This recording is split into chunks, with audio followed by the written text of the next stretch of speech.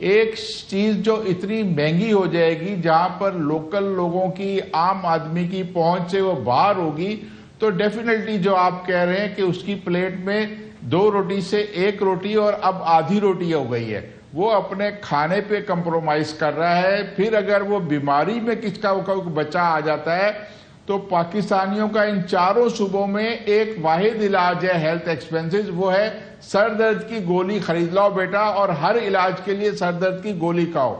یہ جو خلیج بڑھ رہی ہے، دوسری طرف اب جب ہمارے سرکاری وزراء بڑی کوٹ کرتے ہیں کہ بازاروں میں، ایٹریز میں بہت رش ہے، ریسٹورنٹ بھرے پڑے ہیں، تو وہ دوسری کلاس ہے جن کے آگے جو کھانے رکھے ہوئے وہ اتنے مہنگے ہیں کہ ایک وقت کا کھانا 2 آدمی 25,000 سے زیادہ کا بل دے کے اٹھتا ہے، لیکن ایک دوسرا آدمی جو عام آدمی ہے، جو دہاڑی دار ہے، وہ اب ڈھابے میں جانا بھی نہیں گوارا کر سکتا، اس کو بھی افورڈ نہیں کر سکتا جہاں پہ 250 روپے کا ایک وقت کا کھانا ملتا ہے۔ یہ وہ کیفیت ہے اس ملک کی جو کہ فوڈ سفیشینٹ سمجھا جاتا تھا۔ سب سے بڑی بات تو یہ تھی کہ جی کہ یہ ہم فوڈ کے معاملے میں سفیشینٹ ہے، ہمارے پاس اس کی کمی نہیں ہے۔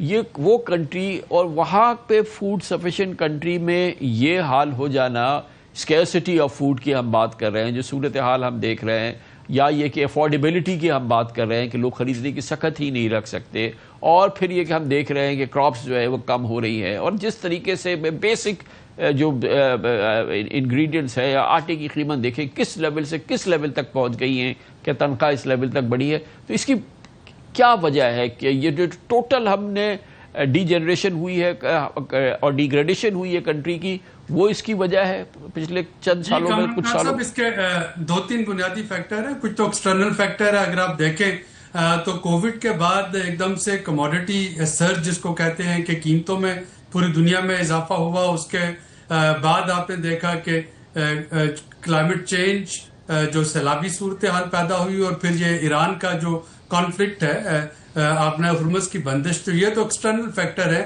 اور چلے مانا جا سکتا ہے کہ حکومت پاکستان کا اس میں پیدا کرنے میں کوئی عمل دخل نہیں تھا، لیکن اس سے جو بڑا چیلنج بنا وہ یہ کہ ہم نے برسہ برس اپنی ساری فوڈ سیکورٹی کا جو ڈیفینیشن تھی وہ یہ رکھی تھی کہ آٹا جو ہے وہ سستا رہے اور گندم ملتی رہے، اور پھر ایک دم سے بغیر کسی ٹرانزیشن ارینجمنٹ کے جو گورنمنٹ ہے وہ اس سارے سسٹم سے باہر ہو گئی۔ اب جب گورنمنٹ اس سسٹم سے باہر ہوئی تو آپ دیکھیں کہ اس سال آپ کو گندم جو ہے وہ امپورٹ کرنا پڑ رہی ہے، کیونکہ جو گندم پرائیویٹ سیکٹر نے خریدی تھی اس کا آپ کے پاس کوئی نو ہو ہی نہیں ہے کہ وہ کہاں پہ گئی، کیا وہ فلور ملز میں گئی، کیا وہ اسٹاکسٹ نے ابھی تک ذخیرہ کر رکھی ہے، کیا وہ پاکستان سے کہیں باہر سمگل ہو گئی ہے۔ تو ایک تو یہ پالیسی کا جو فقدان رہا بغیر سوچے سمجھے پالیسی کے، وہ تو گندم کا کرائسس کا باعث بنا۔ جو آپ کے دوسرا بڑا اس میں ابتدائیے میں تھا دودھ، پھل، سبزیاں۔ اب پاکستان جو ہے وہ پھل ایکسپورٹ کرتا ہے، خواہ وہ آم ہو، خواہ وہ کینو ہو۔ دودھ جو ہے پاکستان دنیا کے 3 بڑے ممالک میں ہے یہاں پہ کہ آپ کو بفلو ملک اویلیبل ہے، لیکن یہاں پہ آپ کے پاس پروسیسنگ اور سٹوریج نہیں ہے۔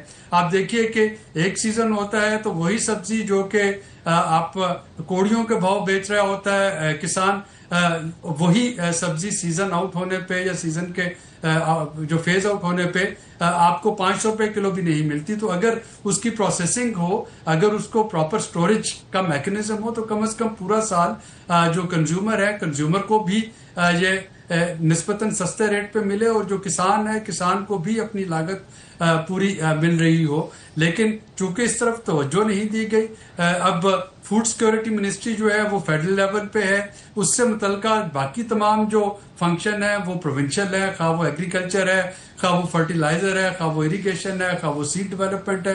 تو جب آپ کا اس طرح کا مس میچ ہوگا تو وفاقی حکومت جو ہے وہ ایک امبریلا پالیسی دے دے گی، ہر صوبہ جو ہے وہ اپنے اپنے طریقے سے اپنی پالیسیز پہ عمل درآمد کر رہا ہوگا۔ تو میرا خیال ہے کہ یہ جو ایک بڑا فقدان اس میں آیا، اس پہ ہمیں ایک نیشنل فوڈ سیکورٹی کونسل ہمارے پاس ہونی چاہیے، جسٹ لائک ایک سیکورٹی کونسل، کیونکہ جب تک آپ اس میں ساری وفاق کی اکائیوں کو مل کے اس پہ جو ہے کوئی ایکشن پلان نہیں بناتے ہیں، یہ جو کرونک ہنگر جس کا ہمیں سامنا کرنا پڑ رہا ہے۔ شاہد صاحب، یہ ہمارا ایک کس قدر بڑا، کتنی بڑی ٹریجڈی ہے کہ ہمارا ملک ان ملکوں میں شامل ہے جہاں بھوک پھیل رہی ہے، جہاں بھوک بڑھ رہی ہے، جہاں پہ لوگوں کو مطلوبہ خوراک اویلیبل نہیں ہے. اور ایک وجہ جو ابھی اس کی وجہ بڑی یہ ہے کہ ظاہر ہے کہ تمام کھانے پینے کی اشیاء جو ہے مہنگی ہو گئی ہے اس دفعہ، جیسے آٹے کی. اور ہر بار یہ ایک کرائسس پیدا ہوتا ہے، کبھی آٹے کا ہوتا ہے، کبھی چینی کا ہوتا ہے، کبھی گیہوں کے دوسرے معاملات، اور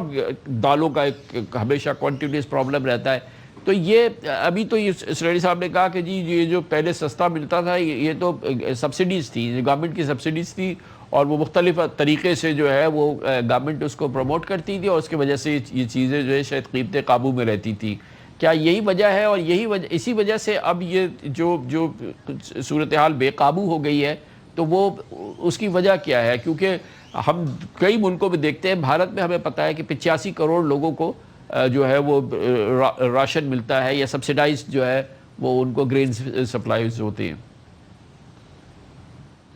خان صاحب دیکھیں، جو بات سلیری صاحب کہہ رہے ہیں وہ اکیڈمک بات تو ہے، لیکن آپ کو پتہ ہے کہ میں 40 سال سے کموڈیٹیز میں انوالو ہوں، اور پاکستان میں جو کرائسس آج کے نہیں آ رہے، 2009 سے تو پہلی دفعہ ہم نے کچھ کرائسس کو انرتھ کیا تھا، لیکن وہ مسلسل چل رہے ہیں، ہر سال ریپیٹ ہوتے ہیں. خاص طور پہ کچن آئٹم پہ، جو کچن سٹیپل ہے اس پہ ریپیٹ ہوتے ہیں.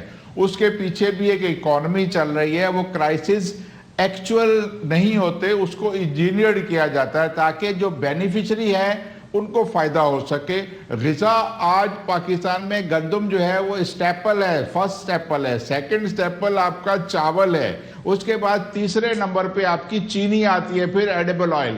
انہی میں اتنی کرائسس کریٹ کیے جاتے ہیں.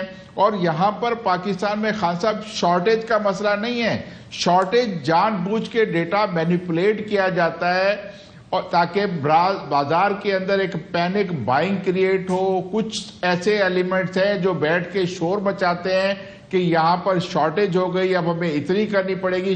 آج بھی اگر آپ اکنامک سروے کا ڈیٹا دیکھیں یا گزشتہ دیکھیں تو مسلسل پاکستان میں گندم کی پیداوار میں بھی اضافہ ہوا ہے، چاول میں بھی اضافہ ہوا ہے، اور سب سے زیادہ گنے کی پیداوار میں اضافہ ہو رہا ہے جسے چینی بنتی ہے.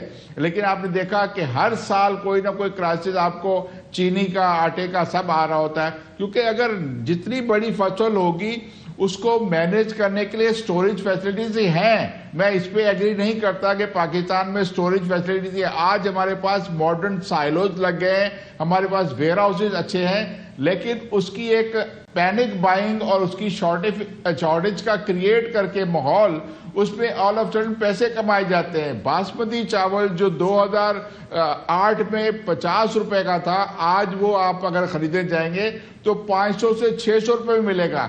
آٹے کی مثال دیکھیں، اس میں ایک سال میں 78% اضافہ ہو چکا ہے.